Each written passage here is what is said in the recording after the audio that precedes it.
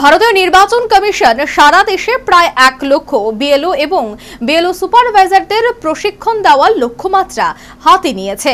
লক্ষ্য দেশের নির্বাচনী কাজকর্ম সুষ্ঠুভাবে সম্পন্ন করা। বক্তা অতিরিক্ত মুখ্য নির্বাচন আধিকারিক উষাচেন মগ। রাজ্য মুখ্য নির্বাচনী আধিকারিকের কার্যালয়ের উদ্যোগে বিএলও এবং বিএলও সুপারভাইজারদের আরো দক্ষ করে তোলা এবং 100% ত্রুটিমুক্ত ভোটার তালিকা তৈরির উদ্দেশ্যকে সামনে রেখে শুক্রবার প্রজ্ঞা ভবনে একদিনের প্রশিক্ষণ শিবির অনুষ্ঠিত হয়।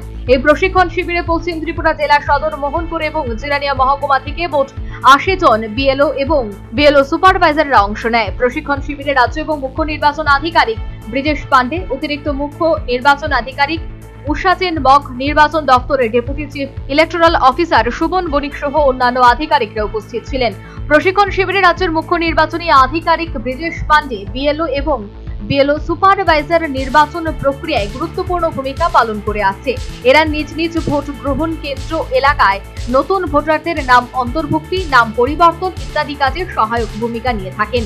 এই প্রশিক্ষণের মূল উদ্দেশ্য হচ্ছে বিএলও এবং বিএলও সুপারভাইজারদের আরো দক্ষ করে তোলা, যাতে এক অংশ ত্রুটিমুক্ত ভোটার তালিকা তৈরি হতে পারে। এদিন অতিরিক্ত মুখ্য নির্বাচন আধিকারিক উষাচেন মগ বলেন, সারা রাজ্যে মোট 3352টি ভোট গ্রহণ কেন্দ্র রয়েছে।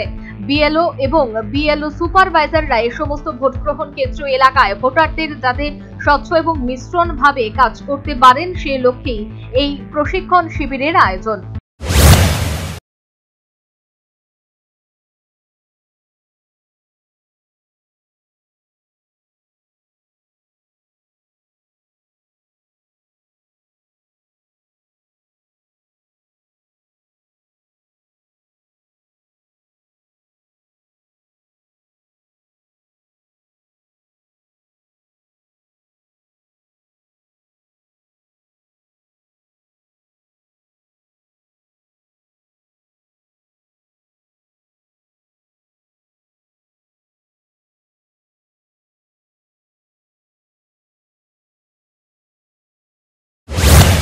প্রশিক্ষণ শিবিরে নির্বাচন দপ্তরের deputy chief electronic officer Suman Banik BLO app, ER ও নেট ইন্টারভিউ এবং ন্যাশনাল ভোটার সার্ভিস পোর্টাল এবং হেল্পলাইন অ্যাপ দিয়ে বিস্তারিত আলোচনা করেন।